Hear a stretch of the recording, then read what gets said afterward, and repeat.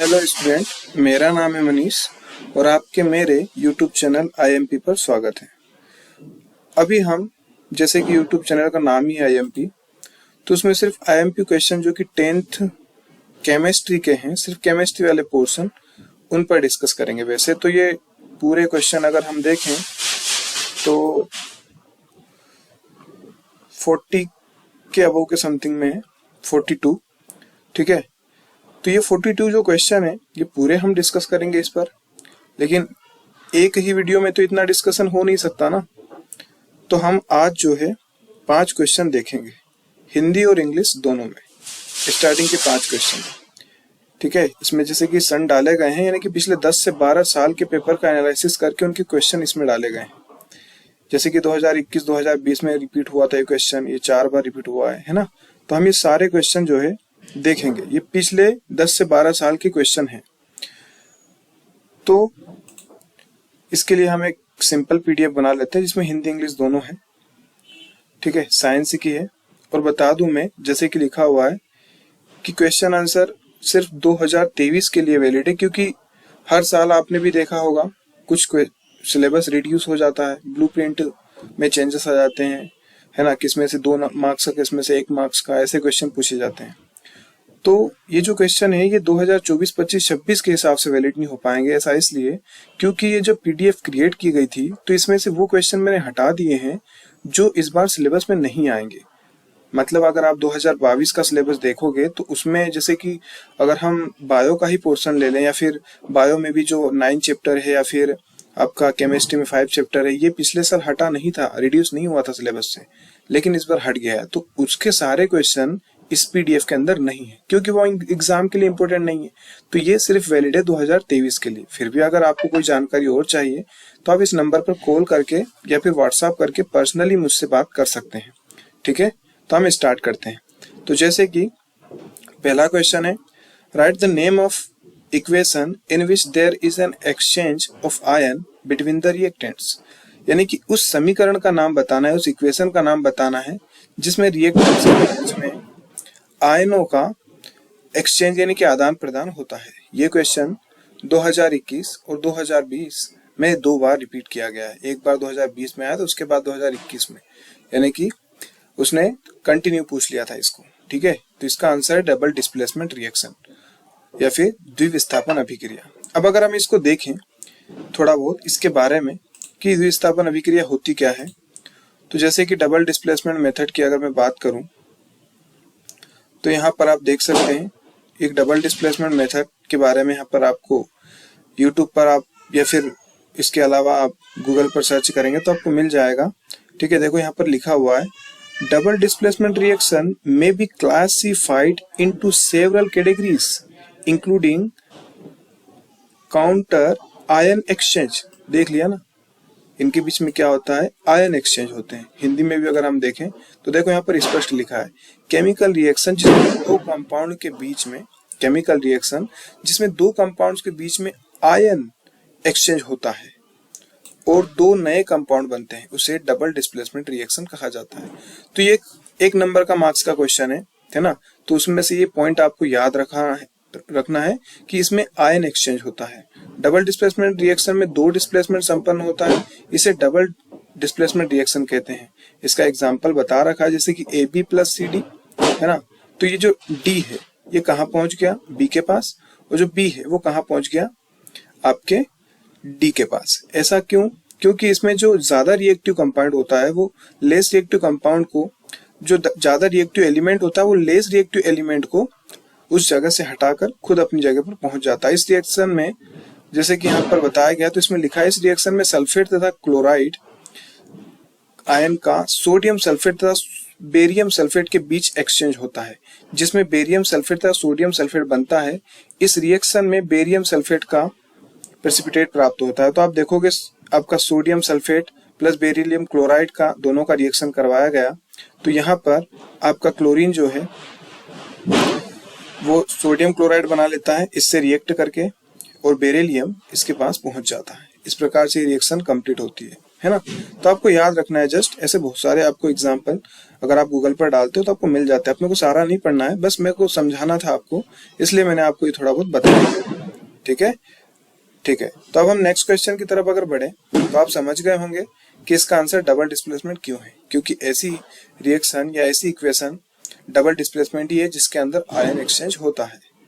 अगला क्वेश्चन है write the pH value of pure water. जैसे कि इसमें लिखा हुआ है 2021, 2020, 2019 और 2011, यानी कि 4 बार इस क्वेश्चन को रिपीट किया गया है और इतनी सी बात पूछी गई है कि शुद्ध जल का पीएच मान कितना होता है। शुद्ध जल यानी कि जो हम पीते हैं, देखो वो ना तो एसिडिक होता है और ना ही बेसिक होता है, उसका पीएच 7 होता है। 7 जो है न्यूट्रल होता है। अगर इसको देखें हम पीएच को, तो आप देखेंगे कि जो 7 है ना, ये न्यूट्रल की स्थिति है ना। जो 7 पीएच होता है वहां पर न्यूट्रल होता है, तो न्यूट्रल होता है, तो इसकी वजह से आपका जो पीएच है वाटर का वो न्यूट्रल में ही काउंट होता है, क्योंकि वो ना तो एसिडिक होता है और ना ही बेस होता है। यहाँ पर भी आप देखेंगे तो पीएच वैल्यू जिसकी 2 है, वो आपका स्टमक जो होता है जिसमें HCl एसिड पाया जाता है। मे भी पॉसिबिलिटी कि आपने शायद पढ़ा होगा, नहीं पढ़ा है तो हम देखेंगे उसको भी, जिसमें गैस्ट्रिक जूसेस वगैरह भी जो है सिक्रीट होते हैं, है ना। जिसके बाद फिर आप टमाटो देखोगे तो उसका पीएच 4 होता है ना। ह्यूमन यूरिन जो होता है, जो ब्लेंडर में पाया जाता है, उसका पीएच 5 होता है ना। 7 पीएच वाटर का, जैसे कि लिखा हुआ है प्योर वाटर का पीएच जो है 7 होता है ना। जिसके बाद फिर ह्यूमन ब्लड का भी है ना। आप चाहे तो यहाँ से इसको नोट डाउन कर भी सकते हैं, वैसे ज्यादा इतना इंपॉर्टेंट है नहीं है, पर एज अ याद रखने के पर्पज से आप चाहे तो कर सकते हैं, उसमें कोई इशू नहीं है। ठीक है, तो आप देखेंगे कि pH expressed on logarithmic scale where pH -10, कि ये बहुत हाई लेवल का हो गया है, आपको इतना ध्यान नहीं रखना है। बस इतना ध्यान रखना है कि 1 और 14 तक की ये pH स्केल होती है, जिसमें जो 7 है वो आपका न्यूट्रल को रिप्रेजेंट करता है। 7 से pH अगर ज्यादा होगा तो वो बेसिक होगा, और 7 से अगर pH कम होगा तो एसिडिक होगा। एसिडिक का मतलब होता है अम्ल, बेसिक का मतलब होता है क्षार। तो यहाँ पर लिख भी रखा है ना कि substance with a pH less than 7 are acidic will donate hydrogen ion, मतलब ये हाइड्रोजन आयन को डोनेट करता है। Substance which a pH greater than 7 are basic और एल्कलाइन। बेसिक या एल्कलाइन का मीनिंग एक ही होता है, ये आपको याद रखना है। हिंदी में अगर हम देखें इसको, तो जैसे कि आप देखो कि अलग अलग पीएच वैल्यू इसमें लिख रखी है ना। तो आप ये पीएच वैल्यू यहाँ पे देख सकते हैं। हमारे शरीर में होने वाली जैव रासायनिक क्रियाओं की पीएच पर 7 से 7.8 तक होती है। हमारा पूरा बॉडी स्ट्रक्चर जो है ना, वो पीएच के अलग अलग तरह से कहीं ना कहीं यूजेस है। ठीक है, और पीएच के यूजेस आप आसानी से अपने वर्ड में लिख भी सकते हैं। पीएच इतनी सी बात बताता है कि उसमें हाइड्रोजन कितने हैं। अगर हाइड्रोजन बहुत ज्यादा है, इसका मतलब बहुत ज्यादा एसिडिक हो जाएगा, और अगर हाइड्रोजन बहुत ज्यादा कम है तो फिर बहुत ज्यादा बेसिक हो जाएगा। ये आप सिंपल सा देख सकते हैं। इसमें अगर एक डायग्राम में आपको दिखाऊं, कहीं पर अगर ऐसा होगा जो डायरेक्ट हाइड्रोजन और OH आयंस के एक्सप्लेनेशन को दिखा दे, तो मे भी पॉसिबिलिटी में आपको दिखा पाऊं। ठीक है, वरना आपकी बुक में जो है एक डायग्राम बना है, उसमें आप देख सकते हैं। हालांकि मैंने पीडीएफ में भी दिखाया है उसको, चलो मैं आपको पीडीएफ में दिखाता हूँ वो डायग्राम, अगर मुझे मिलता है तो। ये पीडीएफ में मैंने बनाया है डायग्राम, ये देखो, ये देखोगे आप, है ना। तो यहाँ पर आप देखोगे तो देखो ये H+ जितना ज्यादा होगा ना, ये देखो इंक्रीज इन H+ आयन, तो H+ जितना ज्यादा होगा उतना ही एसिडिक होगा, और H+ जितना कम होगा, जैसे यहाँ पर कम है, उतना ही क्या होगा, बेसिक होगा। तो एज अ सिंपल टर्म में आपको याद रखना है। ये देखो 7 से इस साइड हम आते हैं 0 की तरफ तो एसिडिटी बढ़ती है, और अगर हम 7 से आगे की तरफ जाते हैं 14 तरफ तो एल्कलाइन नेचर बढ़ता है। कुल मिला के एसिडिटी कम हो जाती है। ठीक है, और 7 पर क्या हो जाता है, न्यूट्रल हो जाता है। तो आई होप कि आपको समझ में आया होगा। ठीक है, कि शुद्ध जल का पीएच मान 7 होता है। अब हमें इसमें लिखे हुए दैनिक जीवन में पीएच का महत्व लिखिए, यानी कि write the importance of pH value in daily life. हमारी डेली लाइफ में पीएच की क्या इंपॉर्टेंस है। तो use of pH follows in our daily life. तो यहाँ पर आप देखोगे in the digestion of food. देखो वैसे तो बायोलॉजी का पोर्शन है, लेकिन मैं वहां पर हम देखेंगे भी, अगर इसका कोई एक्स्ट्रा क्वेश्चन आया बायो के अंदर तो, क्योंकि ये तो वैसे भी केमिस्ट्री की है। तो in digestion of the food, food का जो डाइजेशन होता है ना, वो स्टमक में जाता है। स्टमक में जैसे ही जाता है वैसे ही वहां पर HCl रिलीज होता है। क्या शायद आपने पढ़ा होगा बायो के अंदर कि जो हमारा स्टमक होता है वो HCl रिलीज करता है, क्योंकि HCl रिलीज करने के 2 रीजन होते हैं।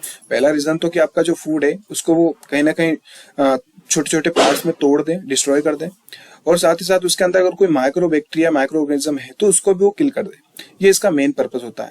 तो पीएच जो है हमारी बॉडी को मेंटेन करता है इन डाइजेशन ऑफ फूड, ठीक है।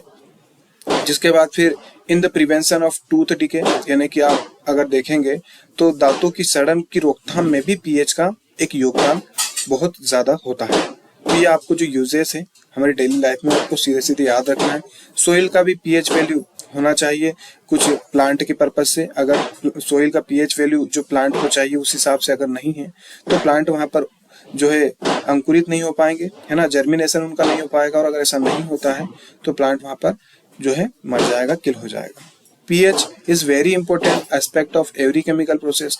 बिल्कुल ये भी एक समझ सकते हो, आप लिख सकते हो कि पीएच हर रासायनिक प्रक्रिया का एक बहुत ही महत्वपूर्ण अंग है। मतलब जितनी भी रासायनिक अभिक्रियाएं या जो है केमिकल रिएक्शंस होती है उसमें पीएच अपना एक महत्वपूर्ण योगदान देता है ना। पीएच के हिसाब से ये सारी जो है वो रिएक्शंस पॉसिबल हो पाती है। तो आई होप कि आपको डेली लाइफ में इनके यूजेस समझ में आए होंगे। ये शॉर्टकट तरीके से लिखे गए हैं, आपको डायरेक्ट इनको याद रखना है, ठीक है। और आप चाहें तो इसका स्क्रीनशॉट भी लेकर रख सकते हैं। अब इसके अलावा हम अगले क्वेश्चन की तरफ बढ़ते हैं।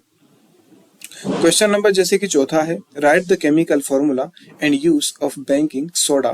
बेकिंग सोडा जैसे कि आप देख सकते हो कि 2021, 2019, 2013, 2011 यानी कि इसको 4 बार पूछा गया है। तो ये एक आईएमपी क्वेश्चन हुआ ना।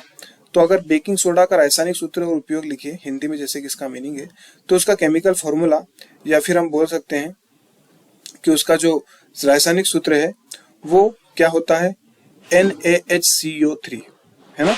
ये आपको याद रखना है, केमिकल फॉर्मूला NaHCO3 होता है। अब अगर इसके बारे में हम थोड़ी चर्चा करें तो यहाँ पर आप देख सकते हैं, है ना, कि अमोनियम क्लोराइड ये इसका नाम है, सोडियम हाइड्रोजन कार्बोनेट। अब यहाँ पर अगर हम बेकिंग सोडा देखें तो अमोनियम क्लोराइड और सोडियम कार्बोनेट के विलयन से ये जो बन के तैयार होता है NaSCO3, है ना। तो अमोनियम क्लोराइड लिया और उससे इसको मिलाकर इसमें CO2 NH3 मिलाकर ये इस तरह से बन गया। तो बनाने के कई अलग अलग तरीके हो सकते हैं, ठीक है।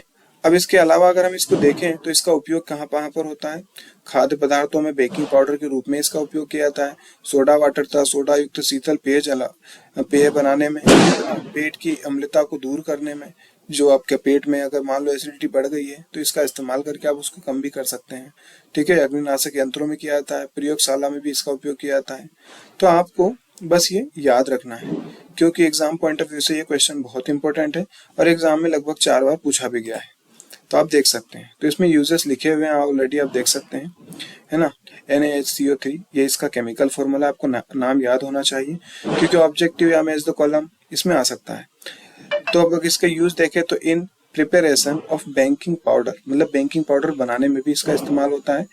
इन मेकिंग कोल्ड ड्रिंक में भी इस्तेमाल होता है, ठीक है।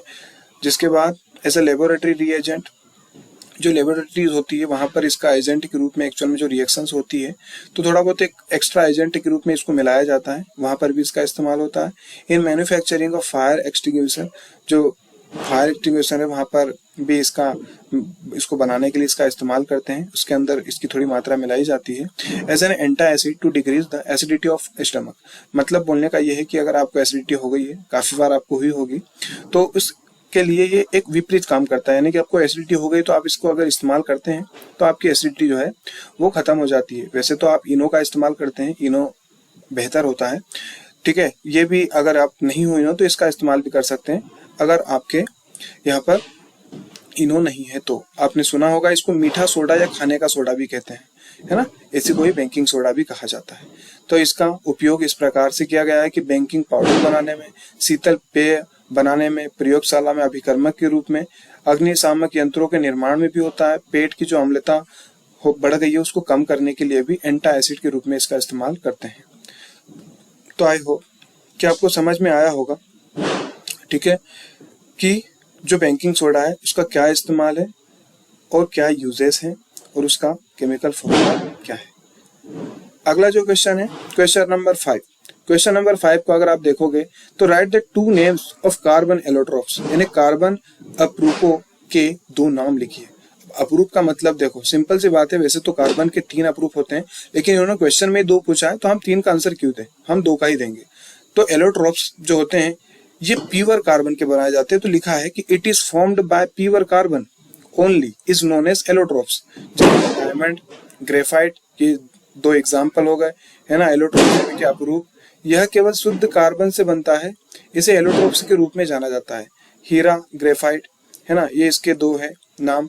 अगर इसको मैं आपको और अच्छे तरीके से बताऊं तो एलोट्रोप्स जो होते हैं, जैसे कि आप यहाँ पर देखोगे तो पूरी रामायण लिख रखी है, ठीक है।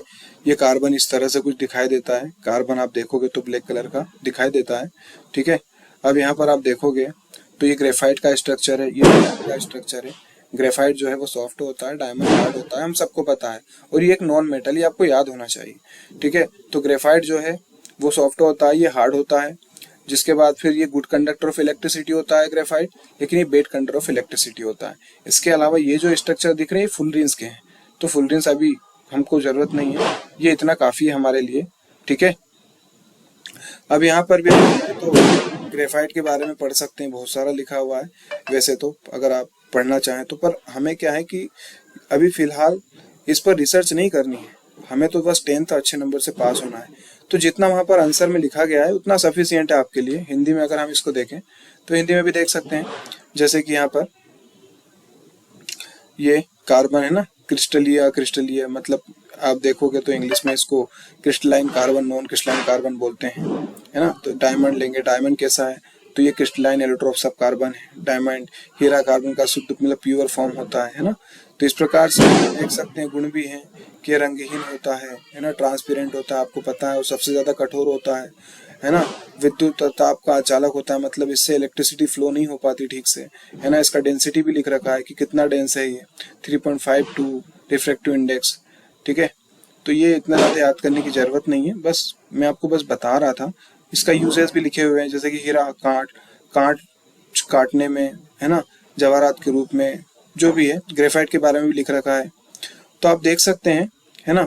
वैसे तो अगर हम देखें तो बहुत कुछ है ये, है ना, बहुत ज्यादा सिलेबस होता है, लेकिन थोड़ा थोड़ा आपको 10th में बताया गया है, तो जितना हमें बताया गया है उतना उतना हमें याद रखना है, ताकि एग्जाम पॉइंट ऑफ व्यू से अच्छे नंबर हम ला सकें, और थोड़ा बहुत आपको देख सके। थोड़ा बहुत आप खुद भी देखेंगे तो आपको बहुत सारी चीजें याद रह जाती हैं। तो रटना नहीं है, इसको बस याद रखना है ना। थोड़ी बहुत चीजें आपको याद रखनी है, बार बार पढ़ोगे समझोगे तो आपको रटने की जरूरत ही नहीं पड़ेगी।